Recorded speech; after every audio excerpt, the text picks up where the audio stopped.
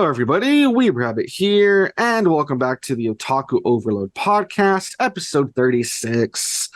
Yeah, we're back, and I am excited because there's something that Legend of Jonathan had been working on for a while that he's finally going to be able to talk about at least the first part of it, so that's pretty exciting.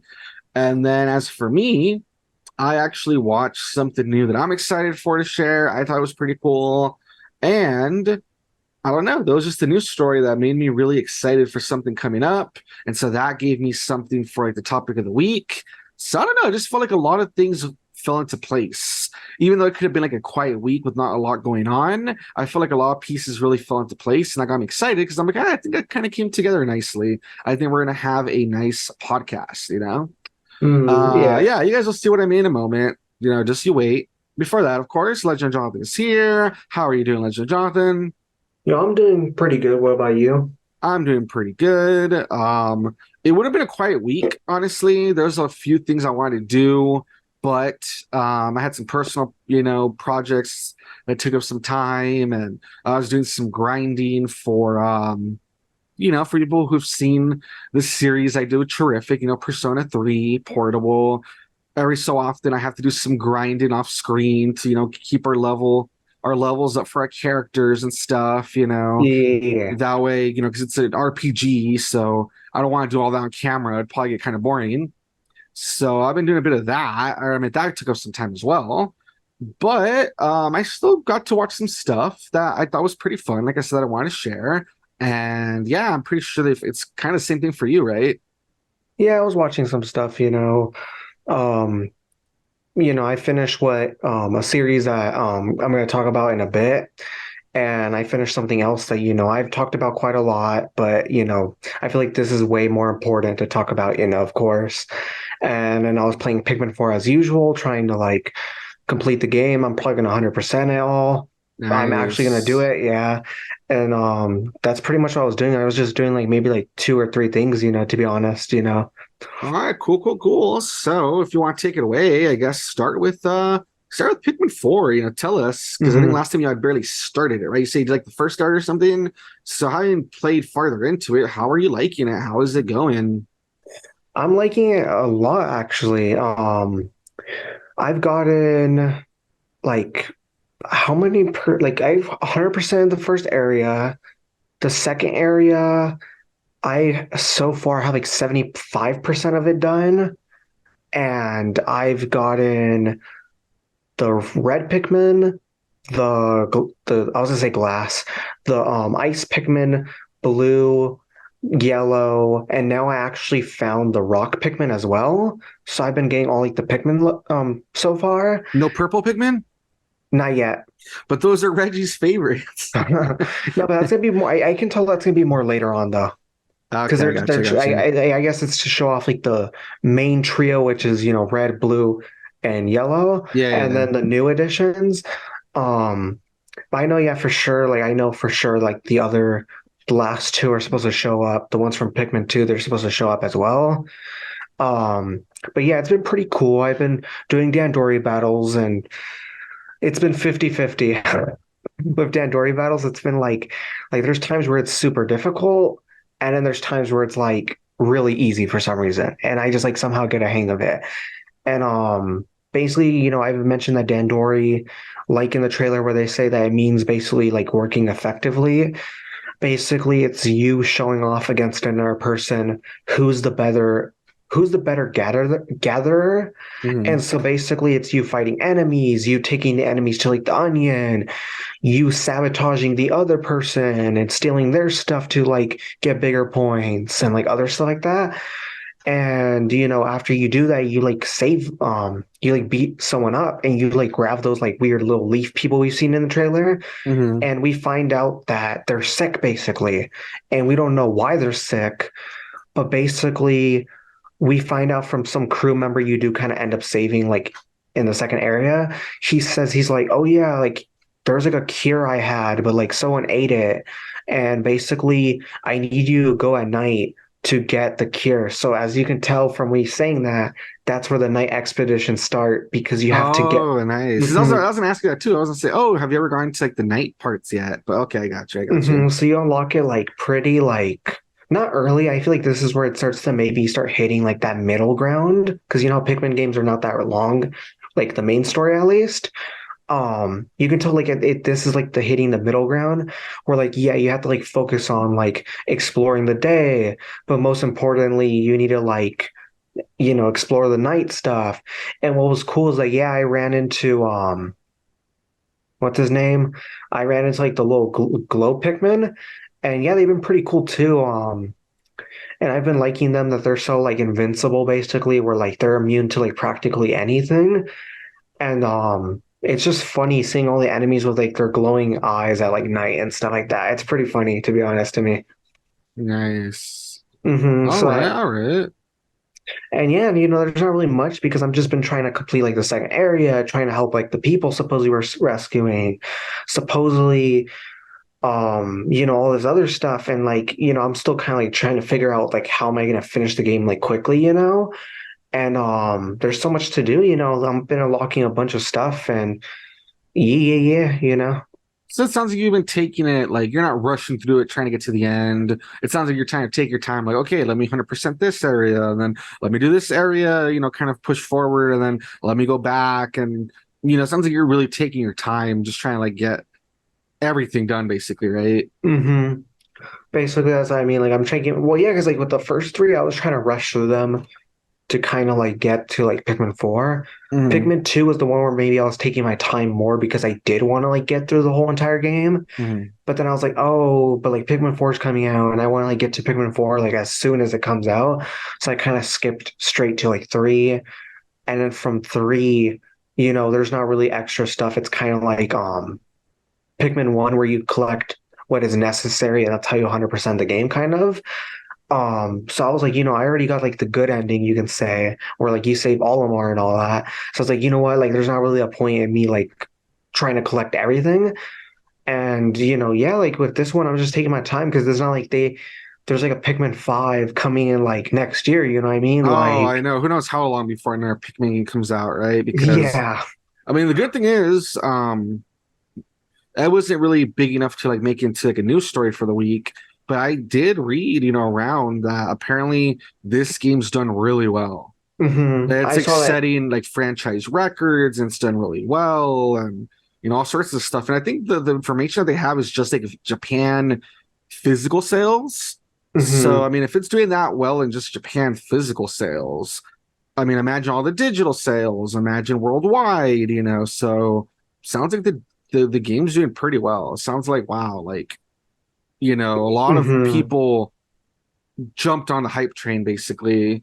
Especially I've been so long. So a lot of people jumped on the hype train and like a lot of people waiting for this game to come out. And it sounds like it paid off. It sounds like it's doing really well. A lot of people are Like it enjoying blew it. up. Yeah. Yeah, yeah. So that's pretty cool. So, like you said, I mean, you don't know when there's another game coming, but hopefully, based on how well it's doing, and I mean, I don't know. Hopefully, there is another game in the future. Hopefully, there's plans for I it. hope so, dude, because like these games have been pretty good, and then I think it's pretty cool that like like you can tell like there's like a plot to these games, and I actually get very invested in it because like you're like, oh cool, like I'm just collecting stuff, but like I like how like at the end of each night, like each day when it hits night, I like the fact that they expand the plot more and more through like Olimar's notes and like Pikmin 1 through like 2. And I like the fact that like there's stuff like that where like that there's more than just, oh yeah, me and the Pikmin are mindlessly collecting stuff, and you just rush to the end. You know what I mean? So I think it's pretty cool that like there's more to this, and then like the stuff is pretty dark and all that, and like I just want to see how this like plot expands with like future entries too. Yeah, what I am wondering though, I wonder if they'll keep naming it Pikmin and then whatever number. Because after a while, if it feels like it starts to get kind of crazy when it's like Pikmin 5, 7, whatever. I wonder if they'll start using maybe like subtitles or something from here forward. No, maybe Pikmin 6. Yeah, All because of Mars, but okay. I'm saying it would be weird to like have like Pikmin 5, 6, 7. What I mean? They might decide for the next one just like have like a subtitle like Pikmin I can't even think of what the origin, what do you call it, the The subtitle subtitle. name. Yeah, I don't even know what it would be, but Yeah.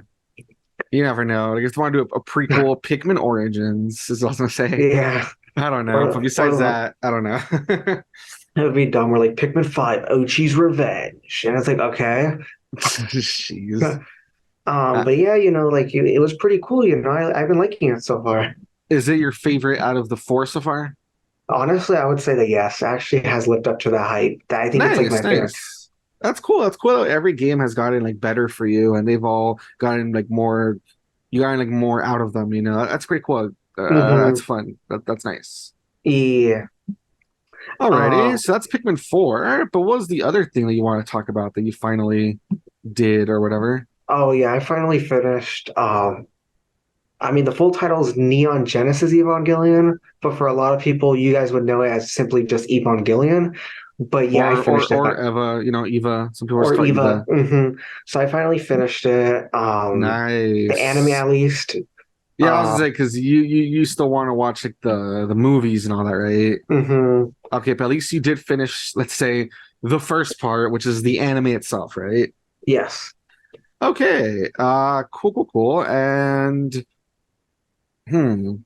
Should we kind of explain a bit of the story to the people first before you kind of get into opinions, or like what do you think? I think we probably should actually. Okay, because I don't Okay. remember if we kind of mentioned it when you first started watching it, like when you first set off on the journey. In case anyone's wondering, once again, Neon Genesis Evangelion, also known as Evangelion or Eva.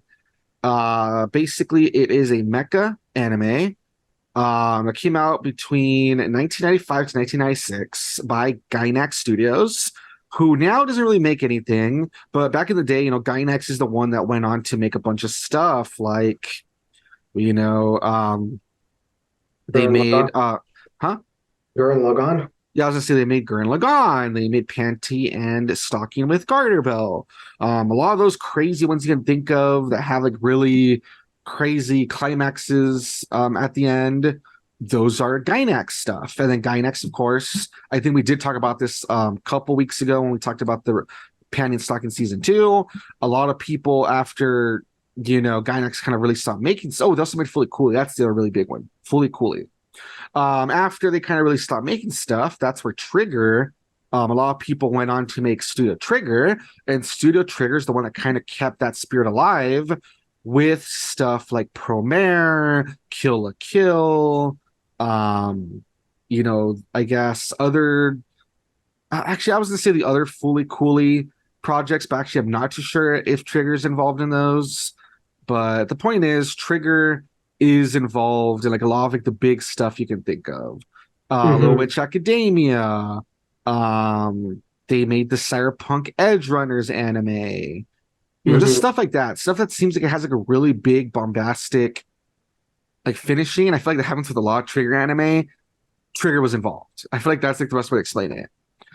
And yeah, so the Gainax made Neon Genesis Evangelion, and basically it is set in a world where I believe the year the 2015, and it's Hmm. supposed to be 15 years after like this crazy event called the Second Impact, which basically you have to like really watch the series. It won't really like it's hard to summarize everything, but all you need to know that in this world there is like a mix of like aliens and like Christian imagery, I guess you can say.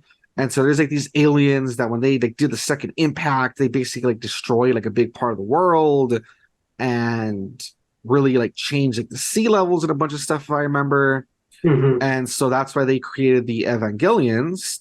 Those are the the Eva units are like the big mecha, and basically there's these teenagers that they pick as the pilots, and they fight these like aliens, but in the series they're called angels because I guess there's a lot of like Christian imagery. And basically it's like, oh, all these like aliens are attacking Earth, and like these kids have to like pilot the mechas and destroy them.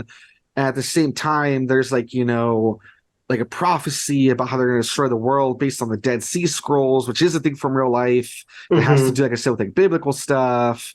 And then there's like all this stuff about how like, oh, on the side, like the government's experimenting with like what they call human instrumentality, which has to do with like the consciousness of human and like immortality and a bunch of weird stuff. And like, it's really crazy to explain. But all you gotta know Hmm. is it's this really crazy setting having to do with like alien stuff mixed with like biblical prophecies, Hmm. and it stars mecha.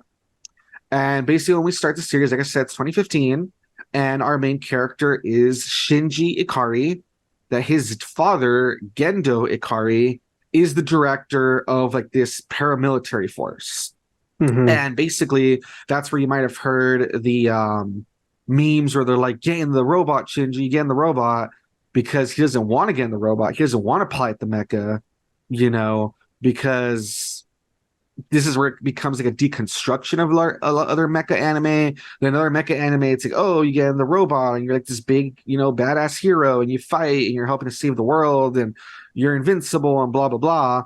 Here, it plays it completely straight, where it's like they're child soldiers, dude. That's really traumatizing. And not only that, it's even more Hmm. traumatizing because when you get in the mecha, it's kind of like Linked to Pacific it. Rim. Yeah, where you're linked to the mecha itself. So when the mecha gets hurt, you feel it. Like it feels like you're actually being like injured the same way that like the mecha's being injured. Yeah. Yeah. And so that's why it kind of turns a lot of things on its head. Where like other series, it's like, oh, you're like a child soldier, but who cares? You're like a big badass and you're helping to save the world and you're gonna like get the girl and like a bunch of stuff. Here they play completely straight, where it's like, no, it sucks. You're a child soldier. It's traumatizing what you're fighting. And like Hmm. that's why Shinji like runs away lots of times. I mean, he always comes back. That's something people don't seem to give him credit for. He always comes back. He always steps up when he needs to. But of course, he shows fear because like being a pilot of an Eva sucks. And Hmm. basically, the series is about Shinji and how he meets these fellow pilots. The other one is Ray, that she's Hmm. like this blue-haired girl that she is like really mysterious and quiet. She seems very robotic, Hmm. And then the other one is the total opposite, and she is called Asuka, and she's Hmm. like this like prodigy from Germany that she's like, hot-headed and foul-mouthed, and she's super like rude and all this stuff. And it's basically about their team and them fighting against like the mechas, I mean, sorry, them using the Evas, which like I said are the mechas, to fight against these so-called angels and trying to like save Earth. Humanity. Hmm. And it starts off pretty basic. It's like, okay, we're in mechas and we're fighting these things or whatever. But as like the series continues, it becomes more like psychological. It becomes more like almost like you can say like horror, where like Hmm. you find out more about like the universe they're living in, more apocalyptic, that sort of thing. And yeah, it starts to focus more on like the character relationships and like the trauma and stuff, which is really interesting. Honestly, I Um, thought yeah, I was about to say what I was gonna say. This is the part I was gonna say. What did you like think of the whole thing? What did you feel? That your journey through the series. I actually like the thing is like I ended up feeling bad for like practically everyone because like at the beginning I kind of did hate everyone because I already like got that like for example from like Gendo I kind of was like oh he's like a huge ass dick and I already hated him and then Shinji on the other hand I'm like oh he's a little bitch so I kind of hate him too and so everyone I just kind of ended up didn't like at the beginning but then like as like the series kept progressing like it's not that I didn't like them. It's like I started ending up like kind of feeling like they were people where you can kind of feel bad for them and like you get to like see what they're going through and you feel bad for them and everything. It's just like like you feel like you're kind of going through like a depressive episode as well. Like when you watch like what they're going through, so it kind of felt weird like psychologically for the viewer too. Where like I Mm-hmm. was seeing all this stuff and I was like, bruh, I feel like I'm experiencing like crazy stuff firsthand, to be honest. And I don't know, man. It was pretty like I feel like this was like a very like crazy trip of like a how do you call it like a viewing a series. I think it was like a really crazy trip to be honest to me. Yeah. I remember when I watched it. I didn't watch it when it first came out either. I watched it. What would it be at this point? Like, oh my God, it would have been like, dang, like 7 years ago, maybe I watched it, 8 years ago. It's been a Yeah. bit. It's definitely been a bit. But I watched it fairly. You can almost say fairly recently compared to when it came out. And yeah, I had heard a lot of things about how like, oh, this is like one of those classics. It's one of those that you really need to watch, and it's crazy because there's like this whole history about how at the time it really changed the landscape of anime because Hmm. during that time that's where like this was like a 26 episode series. It's when a lot of those anime, not to like shit on Urusei Yatsura, but how it was like hundreds of episodes and a lot of them Yeah. were like really repetitive and like Hmm. filler and like that sort of thing. A Yeah. lot of anime were kind of like that, where they were just like really like repetitive, they were really formulaic, they felt like filler because they didn't really have any, they were very, what do you call it, episodic, whatever you call it. Hmm. Hmm. And then this came around, and it's like, no, it's gonna be like a full serialized story, and it's gonna be short because we're gonna tell the story we need to tell. Without having And filler, yeah. yeah. And then, it's not just like, I mean, it did end up having a bunch of merch. Now there's like so much merch, but it wasn't like made for like the sole purpose of selling merch either, which a lot of other anime would do. And it was just Hmm. like sell toys. And yeah, a lot of people when they watched it, they were like, wow, this is like totally different from like other stuff we're used to. Like it's so mature and And different, is what I've crazy. heard. Hmm. And a lot of people might say like, okay, now there's so much anime that maybe you don't really feel it when you watch it. But trust me, like if you talk to people who like watched it back then, that's what they say. Like I love to say that I don't know what happened to him, but Hmm. Spider Island Slim from the Galactic Happy Hour, I talked to him once about a lot of this like anime stuff, years ago, and he talked about how yeah, like this at the time when he watched it, it blew his mind because it just felt so different. It felt so like this is special, it's crazy. Hmm. And yeah, it's cool to know that people watching it even nowadays, they'll go back and watch it, even though it's old, and they still feel a lot of those same feelings of like, wow, this is really crazy. This is really special. This is really different. And Yeah. like I said, it's so crazy because it starts off pretty basic. It feels like any other, like almost like shonen. It feels very like, oh, Oh, actiony and hmm. whatever. And there's even like some, you can almost say like comedy and stuff at the beginning too, like watching Shinji and Masada? huh?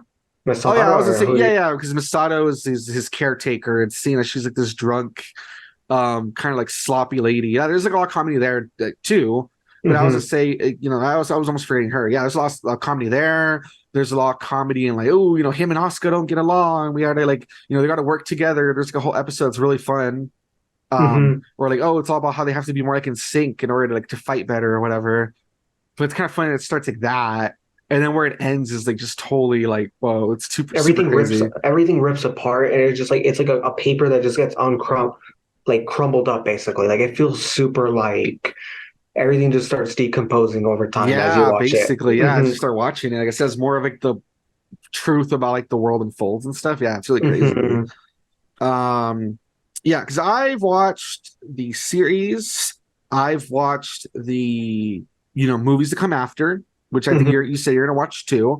What I have not watched are the rebuilds, which I'm actually curious too, because if you're gonna talk about them, I want to watch them as well to talk about them because Yeah. I kind of know what direction they're going in. I kind of like have heard some Hmm. things, but I haven't watched them myself. I don't know how like they end or anything. But I was gonna say what I've heard basically, because these last two episodes, 25 and 26, they were controversial because they're like really trippy without spoiling it too much, and Hmm. they're really like Hmm. surreal and stuff.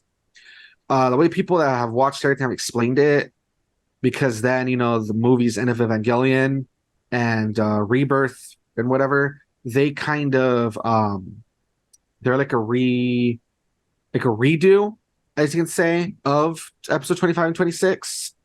So the way I've heard it is that people have said that watching the series and then watching episode 25, 6 the ending, they've talked about that as being like almost like when you talk about video games. Like Hmm. this is like the bad ending, or it's just like the basic ending, normal ending. Hmm. And then you watch, End of Evangelion, and they say that provides you with like the next ending. Let's call it like the good ending or like the true ending or whatever. Hmm. And then apparently Rebuild of Evangelion, that's supposed to give you like best ending or like the true ending. However, I mean, I'm kind of, not sure what order you would put them in, but you know what I'm trying to say, that it's like they build on each other, where one's the normal, one is like the one that comes after that, and then the rebuilds are supposed to be like the true or like the best ending, because Hmm. apparently they're building off of each other each time. Yeah, yeah, yeah. And yeah, I just think it's really, I don't know, man. It's just one of those things where like it's hard to talk about because you would like ruin a lot of it. It's good to go in blind, watch it for yourself, and like really enjoy the atmosphere and like the twists and turns and stuff. But yeah, it's just like a really good series. Like I've really enjoyed it. I'm glad you really enjoyed it. And I would say, I know it's kind of hard, but you said that you watched it online. You say you watched like the original dub, right? Not the Netflix one. Yeah, the original dub, yeah. Yeah, like nothing against the Netflix dub, because I've watched it and like, okay, the voice acting's good. I get it. They wanted to, like update or whatever. But that original dub, I feel like nothing beats it, especially because the Netflix version took away the Fly Me to the Moon, the ending Hmm. song, Hmm. Hmm. and it's just so well used in the original. Like there's some anime that like, think about, for instance, like JoJo, how it Hmm. has like the ending, that became like a meme, right? Because of how like, oh, it would end like a second before something bad happens, right? Something like that. Hmm. There's some anime that just use endings really well. And this is one of Hmm. those where like the ending and the different versions of the song, Hmm. That's sometimes also they, mentioned too. yeah, sometimes they tie into like the feeling of like the episode. Because sometimes it'll just be an instrumental version, Hmm. or it'll be like there's nothing. Like for no reason, it'll just be like the credits and it's like a dark scenery, and you're just supposed to be like, wait, that's it, and then that's it. Like there's times where they will like leave you kind of just hanging there, like, wait, so it just ends off on like a cliff. And then the next episode will be like, oh yeah, here's Fly Me to the Moon, but with like a different voice like singer. And you're just Yeah, like, exactly. mm-hmm, So it's used, even like the ending theme is like, because the opening theme's a banger. It's really good. It's really famous. But mm-hmm, even the ending theme, despite being like a cover of like an existing song, it's just used so well too. mm-hmm. I definitely agree with that. Flying Me to the Moon really does go well with like, especially when it's something crazy. Like it kind of just leaves you hanging like, what the fuck did I just witness? Yeah, you're kind of just sitting there trying to soak everything that you just saw in, you Yeah, like know. Like another good one I just thought of just as an aside, and then we can like move on. Like if you ever watch BoJack Horseman, the way it uses the theme sometimes is really good too. Or it'll have like some sort of like a needle drop moment, and it'll just like cut to like the credits. Like damn, there's some series that they use they like do that. Hmm. the ending theme really well, where it almost feels like it's like a part of the identity. You know what I mean? It's just really well Hmm. done. Yeah, man. But that's good. I'm glad you finished it. I'm glad you enjoyed it. And yeah, I think once I know the next is going to be the movies of Death and Rebirth and End of Evangelion. Same thing. When you finish those, we could probably also maybe talk about what your thoughts and stuff were. But I was gonna say Hmm. maybe once we like also watch the rebuilds, because like I said, I need to watch those too. Yeah, maybe we can have like a whole podcast dedicated to just Evangelion. Evangelion, Hmm. including spoilers and stuff, and like what we think of like the whole series and the moments, and because it's definitely, there's a lot there. Like we're really not Hmm. covered. We're like scratching the surface just talking about it. So It's like an iceberg. We're like at the top, basically. yeah, because there's just so much I don't even want to spoil. But yeah, I'm Hmm. glad you enjoyed it. That's really cool. Hopefully you enjoy the next chunk of it. We'll see what your thoughts Hmm. are on that. And then yeah, hopefully one of these days we can like I said, do an overview of everything. That'd be cool. Yeah, I agree. Nice. And was it for your week then? Just these two things? Um, Honestly, like really quick, you know how you mentioned how like the animes like I usually watch, they would like drag out a bunch of episodes. Yeah. I did finish Urusei, the 80s one at least. I did Oh, okay. finish Because it. I know you had said you kind of watched most of it, but not all of it and stuff. I got you. I Yeah. finished it and oh my lord, did like I actually agree. By the end, I got so irritated from like trying to watch it that like there was episodes where they were kind of repeats of stuff I've seen in the manga, which the manga I love. The manga I do love. I'm willing to read it all because it's not it feels way more shorter in the manga at least, and it feels more like unique. But like the 80s anime one just drags everything out so much that like I literally would like have to watch every episode like two times speed. And literally Nice. like I would like literally like by the end there was episodes where like it wasn't even like that different from like let's say the manga or even the remake. So I was like, yeah, no, we're skipping this. Like, like I would maybe watch like a few minutes and then I would just like skip it because I was like, no, we can't do this anymore. And Jeez. so I watched every single episode of it now. Nice. Um, I did like it, but like I would like at least give it like a 7.5 out of 10 Hmm. because I feel like, like I've said before, where like they mischaracterize a lot of the stuff. Um, and that's pretty much it because like we've already talked about it before. And yeah, I finally finished two old anime. Nice. That's pretty good because a lot of people don't even like touch a lot of that old stuff. So it's kind of cool to experience some of those older stuff sometimes. There's a lot there. So it's kind of cool to like go Hmm. back in time. Yeah. Alrighty, nice, nice, nice. Pretty cool. Alrighty, jumping over to my week. My week was pretty short. I only have two things to really talk about. The first is that I watched Harley Quinn season 4, which is interesting because yeah, like they announced, I think it was like a week or two ago. They're like, oh yeah, here's like the trailer. Season 4 comes out like in like a week or two, which is like really surprising. And then so I watched, the first episode, and then weirdly enough, I thought it was gonna be just the first episode, but no, for some reason there was like 3 episodes up at once. Oh wow. Not sure why they did that. That was kind of weird. So I watched those 3 episodes and I enjoyed it. I think this first episode is like the weakest season premiere out of all the seasons. Because I feel like the first episode of season 1 was like really a banger. Season 2, season 3, I thought they were always like really good. I feel season 1 was like really weak. I mean, sorry, I feel episode 1 of season 4 was really weak, honestly you Yeah. know. But then after that, the next 2 episodes, I enjoyed them. I thought they were fun. And yeah, basically for anyone who knows anything about the series, it's all about Harley Quinn, that Joker like kind of leaves her for like dead at some point, and she basically breaks up with him and decides she's gonna be like her own villain. And so she, the first few seasons are about her, finding her own lair and finding her own crew and, trying to build herself up as a villain because she doesn't want to just be seen as like the Joker's sidekick anymore.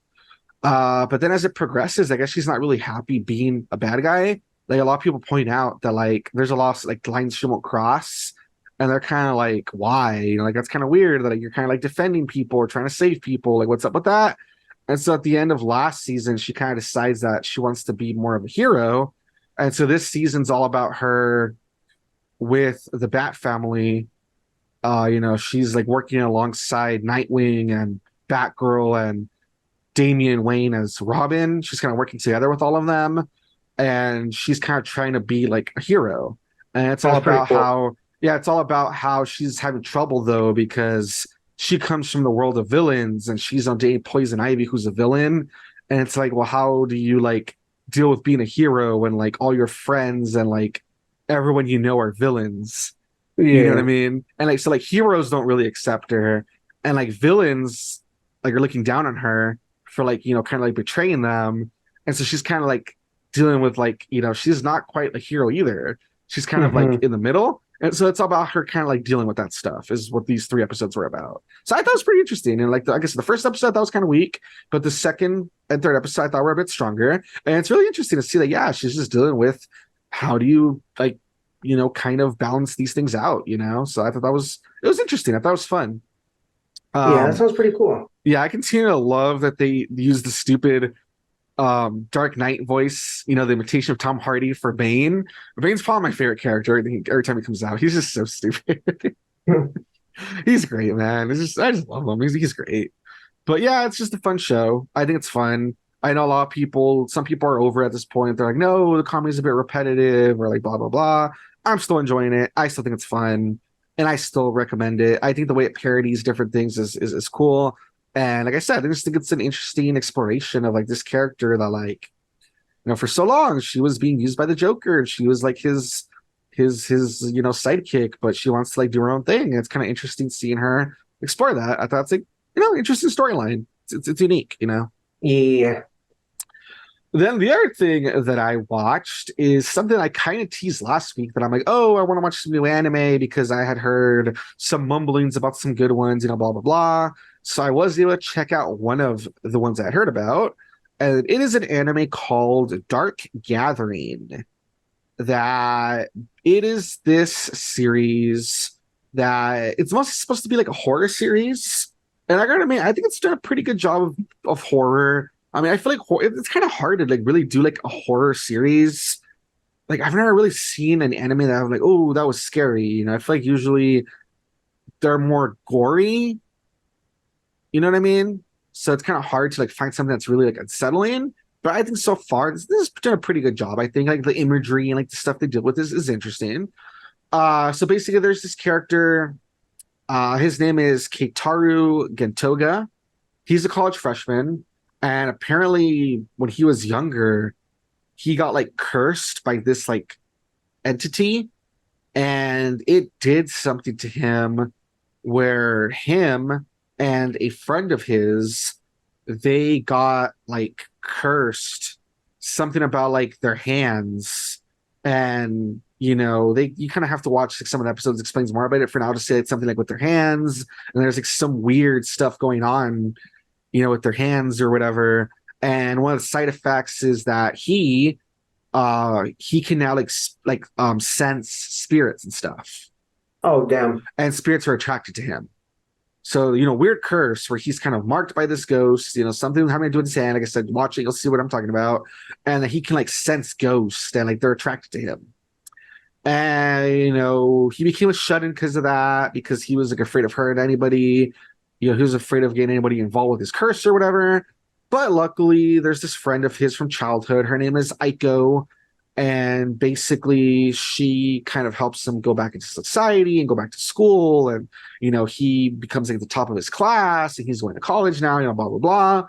And she tells him, oh, you should take part of like this private tutoring job or whatever, that way you can like make some social skills, and it'll help you with like, college credits or whatever. I don't know. And so he says, sure. And then, surprise, surprise, his first pupil ends up being her cousin. And her cousin is this like child prodigy that's like really creepy looking, because she has like two pupils in each of her eyes. What? And basically it's because she was in no, actually the pupils she always had. What? All right, so the weird pupils she always had. She was just born that way. And basically it's like with one pupil she can see like the real world, and with the second one she was always able to see like weird, like foggy, like spirits, right? Like their outline. Yeah. However, after being in a car accident that killed her parents, that's why she lives with her cousin now, which is 𝐤𝐤𝐤, this guy's childhood friend. Now she's able to actually see spirits themselves. That's crazy. So she's like cursed as well. And that's where there's like the connection. They're like, oh, Keitaru can sense ghosts or whatever, and they're like attracted to him. And there's this little girl that's like super crazy that can see ghosts, and she wants to like hunt them down. And it's like this weird thing, the relationship they have going, where he's trying to tutor her or whatever, but she's like trying to drag him along to all these like, haunted spots, because she believes that like, oh, if I like hunt all these ghosts down, I can find the ghost that like when her parents got killed, it dragged like the soul of her mother away or whatever. Like it's really creepy when you see it. And so she's like, I need to find like the entity that like took my mother's soul. And so it's basically like she wants him to like come along and like, sense the ghosts for her and attract them. That way she can like fight all these ghosts and see if she can find like, the one that took like her mom or whatever. And like I said, it's really like, I think it does a pretty good job of like creepy imagery and like being like unsettling and stuff.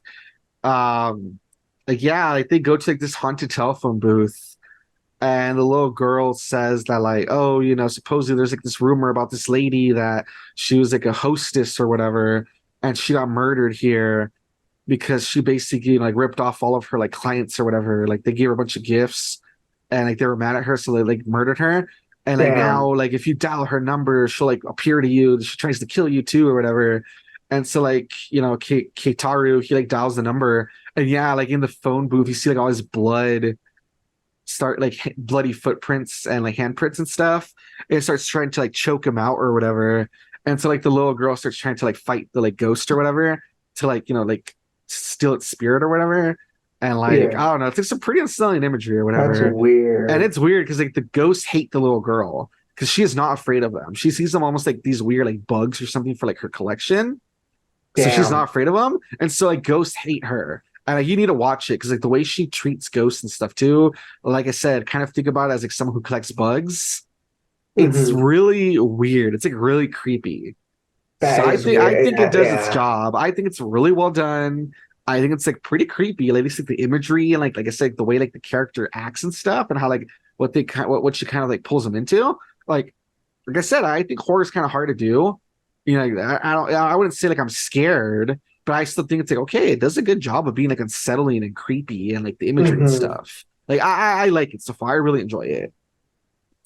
So I That's watched the first three episodes of it. That's what's out at the time of recording this. And once again, it is called Dark Gathering, and it is on High Dive. So that's one oh of those. wow. If you want to watch it, it's on High Dive. But yeah, I recommend it. I think it's really good. I think it's interesting. And yeah, especially if you're like, oh, I haven't seen very many good horror, anime. I'm enjoying it so far. I think it's pretty good for a horror anime because, like I said, other ones are usually just like really gory, or I feel like they're just like kind of like over the top. Like, I think I've talked before about another, where I just felt like it was like Final Destination, the anime, where it like Oh yeah, felt yeah, yeah. silly with how people would die. Honestly, Hmm. like yeah, I feel like this is like pretty well done, at least so Yeah, that's far. pretty cool. You That's know, pretty cool. You know. yeah, yeah. So I recommend it. So Dark Gathering. All right, and that's it for my week. That's all I did. Like I said, I only really got to watch two things because I was kind of busy with some personal projects and stuff. But I still recommend both shows. I still think they're pretty fun. And yeah, I've heard of some other anime that I didn't get to this week. Hopefully we'll see if next week I get to them because yeah, it looks like there's some good stuff out there. And it's some stuff that I feel like it's not really talked about either. Like Dark Gathering is one that I haven't really heard too many people talking about it. So the fact that it's out there, that's pretty cool. So yeah, I'm Yeah, looking forward to yeah, yeah. watching more stuff.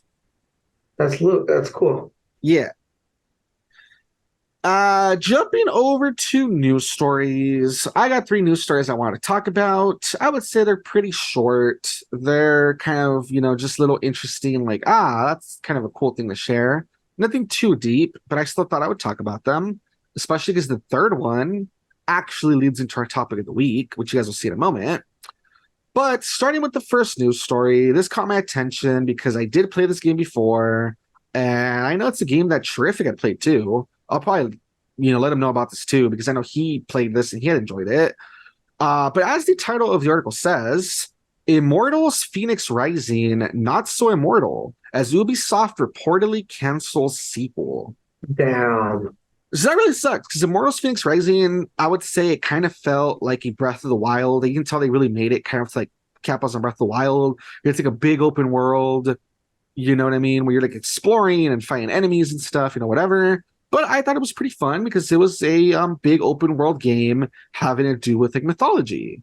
And it was about, like fighting different, mythical like people, and you have to play the game, but it has like this whole story tied to like Greek mythology and like the gods and stuff. And I thought it was a pretty fun game. I played through a pretty big part of it, but then I got busy with like something else because a bunch of games were coming out at the time. But I still thought it was pretty interesting. I know I got like a bunch of DLC and stuff too, and it's like, hey, sounds like it. If people enjoyed it enough, it'd be cool if they did a sequel. Because if they did a sequel, then maybe they could fix some of the problems and they could expand upon it and fix it up or whatever. But unfortunately, no. Apparently, Ubisoft has canceled the sequel, Damn. and that really sucks because, like I said, not only would it have been fun to see more of it, but it was cool that it was like a new IP. And Ubisoft isn't really known for doing new IPs. I feel like these days all they really do is like Assassin's Creed, Tom Clancy games like Rainbow Six and Division, that sort of Hmm. thing. Just Dance. Oh yeah, definitely I feel like Just that's Dance. Yeah. mostly it. I feel like that's Hmm. basically all they do. Like I know they do have some original stuff here and there, like the Mario and Rabbids, or like they have that Prince of Persia remaster remake they're doing, and I think they're supposed to make some Avatar game. I mean, they still have some original stuff, but I feel like almost everything they put out is like Assassin's Creed, Tom Clancy games, Just Dance. It feels like that's all Hmm. you really hear about. Like all of their Mostly, games yeah. are like really similar. Far Cry all the time as well, right? Like Hmm. you know, and so it's kind of cool that like, oh, there's a new IP, and like I said, it's really creative and it's really different.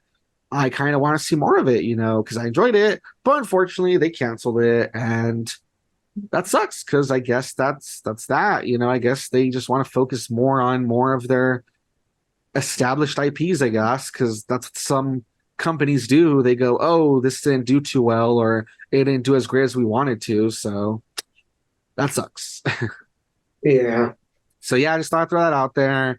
If you played the first game, you enjoyed it, I guess hold on to that game and replay it and stuff because it looks like there's not more coming out. So that sucks. Damn.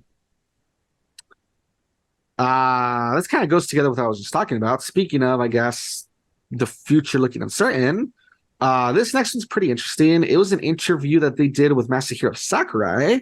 And basically, as the title of the article states, it says Masahiro Sakurai says he can't really imagine a Smash Bros. Title without me. And basically, yeah, if you read the article, because it's based on like a little interview they did with him, it's crazy because basically he says, oh, like, do you have a successor yet? Like, have you chosen someone to like kind of take over in case you're not going to make it the next game? And he said no. And he said that he feels like Smash Bros is so tied to his identity that he doesn't really see him like kind of like handing like the reins over, I guess. And Mm-hmm. then it's kind of like, okay, and they kind of like, I guess, hint at, like I guess I'm trying to say is like if you read it, it's interesting because not only has he said that he hasn't really chosen a successor, that he feels like a new game wouldn't happen without him, but based on the stuff he says, it sounds like he's also kind of hinting that they haven't even started working on a new game either. Is I guess I'm trying to get at Mm-hmm. because you know how usually basically as soon as they finish one game, they start the next one pretty quick, honestly. Mm-hmm. They usually do. Because they have to start thinking of new ideas and new designs and like usually like Nintendo lets them know this is the new console, here's like the dev kit so you can start working on it and stuff. But it kind of like if you look at the what he says, it kind of sounds like, I don't know, it kind of sounds like he hasn't even started working on the next one either, which is kind of Mm-hmm. surprising. So I don't know, that's what I'm saying. It feels like the future of the franchise is kind of up in the air because it sounds like he doesn't want to, give the reins to anybody. It sounds like he hasn't, started working on the next one yet at all. And then we don't really know if he's gonna like retire or what. Because part of it makes it sound like he's kind of open to keep working on Smash because he really like loves it and it's part of his identity. But at the same time, I know that he is kind of tired, he said a lot of Mm-hmm. times. And he had said that he wants to do like different projects and stuff, which I know that's why Mm-hmm. he opened like that whole YouTube channel, you know what I mean? So I don't know. It's just really up in the air. Um, Yeah. I know me and you were talking about this because I told you about this story. We were talking about it. What we had said that we think would be fine is like, yeah, maybe in order for him to kind of, recharge or at least not put in like so much effort, maybe for like, the Switch 2 or whatever, since this game is so big, maybe they can kind of do what they did with Mario Kart 8 Deluxe, where it's just Mario Kart, it's like the last entry plus some new stuff. Maybe they can just do that for the Switch too. Maybe they can just port over, Super Smash Bros. Ultimate and make it like a deluxe version with like a few new things. That way, he wouldn't have to start from like the ground up. That might be a good idea. That way it's like a smaller Mm-hmm. project. And then the one after that could be where he's like, okay, I'm back in now. Maybe they could do Yeah, that. yeah, yeah. Because yeah, honestly, at this point, with how big Smash Ultimate was, like, how do you really top that? So it might be a good idea. Maybe they could just do that for the next one. Just okay, for the Switch 2, Super Smash Bros. Ultimate, and we're just gonna like add a few more levels and characters, and that's it. Maybe they could do that. I'm pretty sure people Maybe, wouldn't. yeah. Yeah, I'm pretty sure people wouldn't mind if it comes with like all the DLC together and everything as like a big package plus some new things. I could see people like maybe being into that, honestly. Yo, same, to be honest. Yeah, yeah, because if they do like the Mario Kart 8 thing where it's like, oh, here's gonna be like a pack that, instead of, if like fighters are too much, here's some like levels, or here's some more assist trophies, or like maybe a fighter, but like, like less fighters, I don't know. But I'm saying, it's kind of up in the air, but we'll have to see. But I feel like there's all sorts of things they could do if he doesn't feel like working like on another one or, Mm-hmm. whatever. So. Yeah. And finally, the last news story. This is one that I feel like it came out of nowhere. and it announces something that comes out really soon. So I think that's kind of funny how this kind of keeps happening. But as the title of the article states, Castlevania Nocturne premieres September 28th. So we had heard that after, the Castlevania Netflix series, they had hinted that there was going to be a sequel series, and it's supposed to be Castlevania starring Richter, which is supposed to be, one of the descendants of Trevor. And it's kind of funny because we had heard about it, but we hadn't really had any news of it, blah, blah, blah. And then out of nowhere, they just put out this teaser trailer, and it's like, yeah, it's coming September 28th. So we were talking about this last week. It feels like there's a lot of big things just coming really soon in the next few months. You know what I mean? Yeah. Which is cool though, because it is kind of annoying sometimes. And they're like, here's a teaser trailer for something that's coming 2 years from now. Like, what the fuck? Yeah, it can be kind of annoying, honestly. So it's kind of cool when it's like, oh, here's a trailer for something that comes like in a month or two. That's kind of cool. But yeah, if you watch the trailer, basically, yeah, it's supposed to once again focus on the Belmonts. This time, I mean, it's once again. I guess I'm trying to say is that the series focused on the Belmont clan. I guess I'm trying to say is that it's gonna follow that by continuing with the bloodline. I guess I'm trying to say, and yeah, this time it's gonna be Richter Belmont, and yeah, he's the one that he comes out in Castlevania Nocturne. I don't remember what else he comes out to. I know for sure he comes out in Nocturne. I want to say he comes out in another one too. I can't remember. And then it's Symphony. Yeah, I want to say it's X, right? It's X, right? That's the one. And then he also comes out in Symphony of the Night, but there he's more of like a supporting character because Alucard is the main character, but Richter still plays like a big part. But yeah, Richter Belmont, he's pretty popular. He's in Smash Bros, for instance, and yeah, he's the guy who wears like the blue cloak and he has usually like the headband, and yeah, basically this time it's gonna be quite a while after the last series, and it's gonna follow Richter, and it's supposed to be during the time of the French Revolution. Damn. And the trailer looks pretty interesting because it looks like it's been long enough that it's like people don't really take vampires seriously. It looks like they treat them more as like fairy tales or something. It's kind of what I'm saying. Like it's been enough. That makes sense. Yeah, at least that's what I understood, right? Seeing it looks like it's been enough time apiece that people like don't really take the stuff like seriously. And yeah, it just looks like it's gonna be about vampires in like I said, like the countryside during the French Revolution and how they're kind of a part of society, feasting on people and I guess even, acting as maybe like aristocrats and stuff, I guess, to feast on people and like gain power and stuff. And yeah, it's going to be about Richter. And there's another character called Maria. She's also a big part of the games, and it looks they're really it looks like he's definitely like a good combination of Trevor and 𝐕𝐸, where he has like a lot of magic. He uses magic a lot, which looks really interesting. That sounds pretty cool. Yeah, so that's pretty cool. So it's pretty exciting to see, that okay, next part of the series, here's another person in the Belmont clan. He for sure is a good mix of, his predecessors or whatever. He's gonna be fighting and he's gonna be using magic and dealing with vampires, and we're going to see how this works. And I mean, will Dracula come out again? In the games he always comes back like about every 100 years or so, but based on how the original Castlevania ended, who knows? Maybe not. Maybe they'll focus on other vampires and other entities and stuff, so yeah. But it looks really good. The animation looks good. The atmosphere and stuff looks pretty interesting. And yeah, I just hope that lives up to the hype of like that first series. And if it does, then I think we're in for a good time, so that's pretty exciting. And like I said, it comes out September 28th. So that's pretty soon. So I'm excited. I'm excited. Yeah. Yeah. So pretty good stuff. Good stuff. But that's it. That's it for the news. Like I said, the 3 news stories, they were pretty short. They're just little interesting tidbits here and there, but I would say still they're worth looking into. I would suggest looking into each of the stories, looking at the links below, reading them for yourself and stuff, because there's still some interesting details there. But there you have it. That's it for the news. Yeah. Yeah. However, jumping over to our topic of the week, as I said, the Castlevania Nocturne kind of gave me the idea of what to talk about for the topic of the week.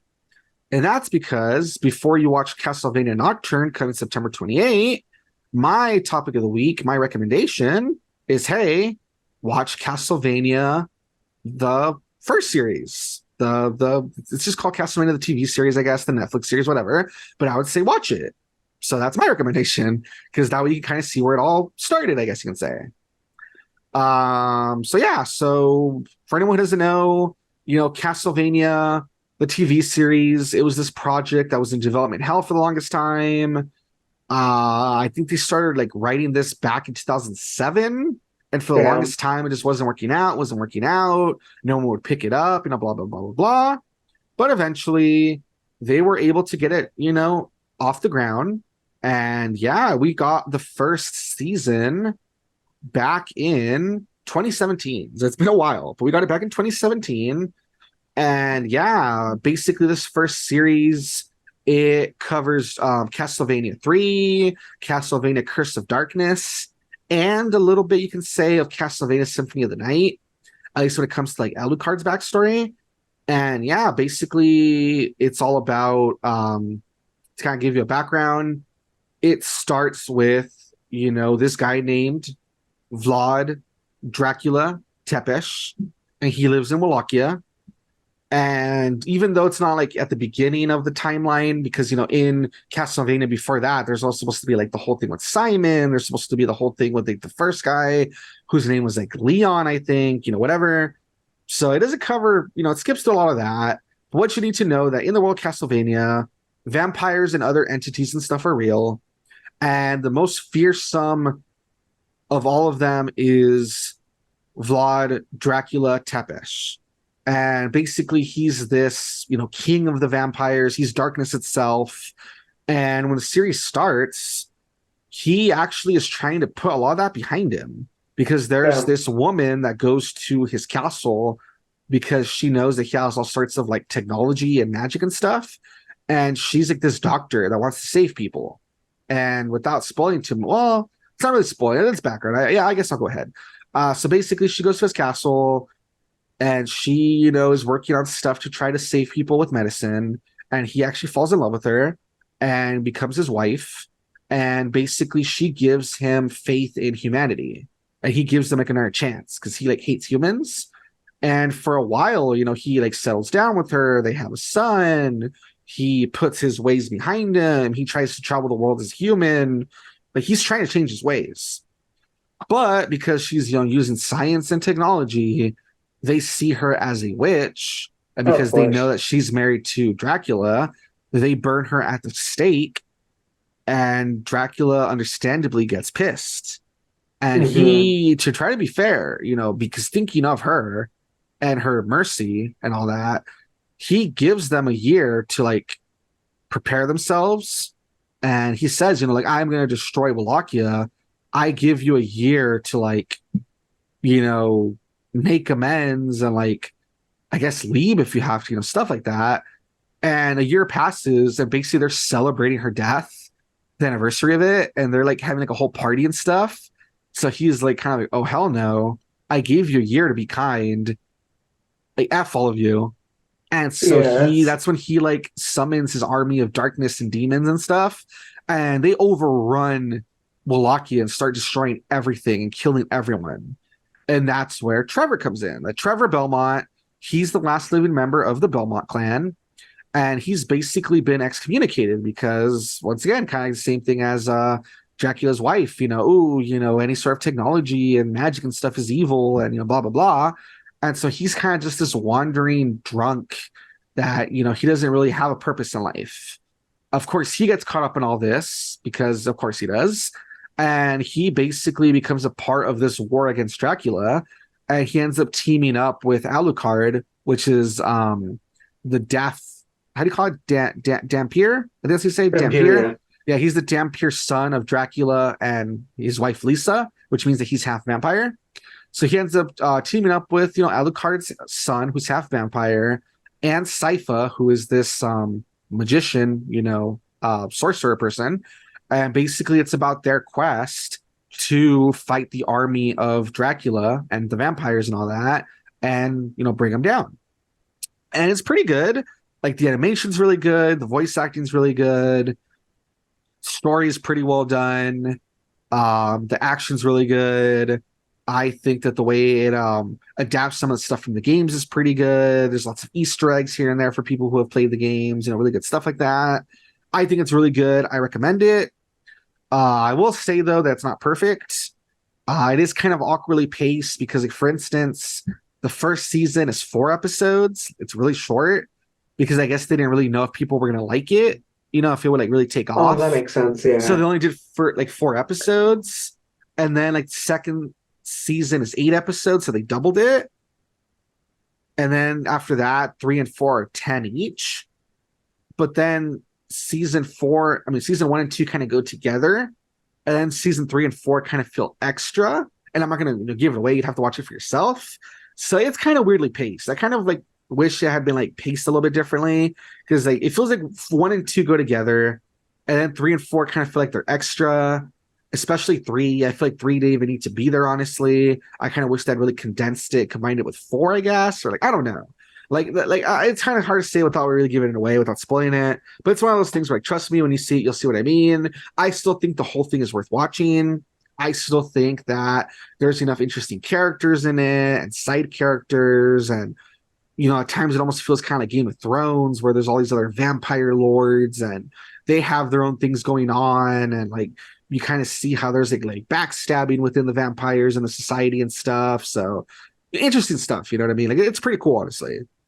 But it does feel kind of like, okay, season 3 mostly felt kind of useless, and then season 1 and 2 are very like, that's like kind of like the climax of the series. So then like the other half was kind of extra, but then 4 kind of brings it back. But then like because it came after 3, like it feels kind of, I don't know. Like it's one of those things where I do wish that, like, hindsight's 2020. I wish that maybe like 1 and 2, I don't know, maybe like I guess the way I would do it is I would have made it so that like 1 and like half of 2 was like season 1, I guess. Then maybe like, I don't know, remove lost season 3 and combine that with like season 4 to make that season 3. And then season 2 could have been most of season 2 with a little bit of like 3 and 4, I guess, if that makes sense. Like it's kind of hard to explain. But like I would have like shuffled some things around. So like, okay, here's where 1 ends, like on this good moment. Then you can have that big climax at the end of season 2. And then season 3 could have been kind of like, okay, it's not as exciting as 2, but at least there's still some of that interesting stuff, because like season 4 does have some interesting stuff, but by also cutting some of like 3 out, what I mean, if that makes sense. Like it's kind of weird to explain, but like, yeah, there's a lot of stuff I would have reshuffled around, honestly. But regardless, I'm just saying, the season, it's not perfect. There's stuff I would have like redone. There's some stuff I would have gotten rid of and moved around. But that aside, it's still a really good series. I still think it's really good. I still think it's a very good adaptation of a video game, especially a game that, these were like games from the past that like they had almost no story. Like you had to read like the manuals, or you had to like, stuff like that. So I think they did a pretty good job, with what they had. And like I said, I think it's really well done. I think the action's good, visuals are good, voice acting's really good, Easter eggs are really fun. The story, especially like the relationship between Alucard and like Dracula and stuff, is really good.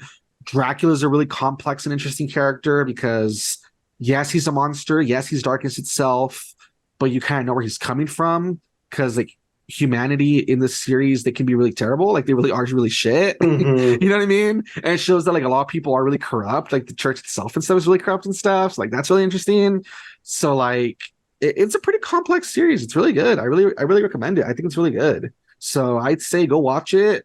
And right now is a good time because, hey, with that second series coming out, that's going to jump forward in time and focus on Richter and his whole thing. And like I said, French Revolution and vampires, and we don't even know how connected it'll be to like the first series. Maybe it'll be connected, maybe it won't. That's why I think it's a good idea to watch this. That way, if it really is connected and there's like callbacks and references and stuff, you won't be totally lost, Yeah. So I recommend it. I think it's good. It is on Netflix. It is a total of 32 episodes. They're each about Damn. half an hour, so it's not too long. It's about as long as watching like a what, like 20. See, because it's how many episodes I just said. Hold on, 32 episodes. I think the first few were a little bit. Are they longer or shorter? They might have been longer. I don't know. It's like watching like a 2-season anime, though, is what I was gonna say. You know? Yeah. Yeah, the point is it's not like super long, is what I'm trying to say. It feels like watching, especially because like that first 2 seasons are pretty short. It feels like watching like a normal like 2-season anime or something, basically, is what I'm trying to say. Yeah, that makes sense. And it's pretty good. So I would say watch it, enjoy it. And like I said, it's a good time to watch it now before the second series comes out. So I recommend it. So go check it out. Nice. Alrighty, guys. And with that out of the way, that is the podcast for the week. Hopefully you guys enjoy it. Hopefully we pointed out some things that you guys want to go check out, whether it's Pikmin, Evangelion, Harley Quinn, Dark Gathering, Castlevania, etc. We talked about plenty of things. Hopefully you guys will check out at least one of them, because I think they're all worth, getting into. And yeah, we will try our hardest to be back next week. I'm going to try to watch more anime for sure. I know Legend of Jonathan, is going to play probably more Pikmin, that sort of thing. And yeah, we'll see what else the next week has in store for us, But until next time, definitely. hopefully you guys had a good one. We will try our hardest to be back next week. And, goodbye for now. Bye-bye.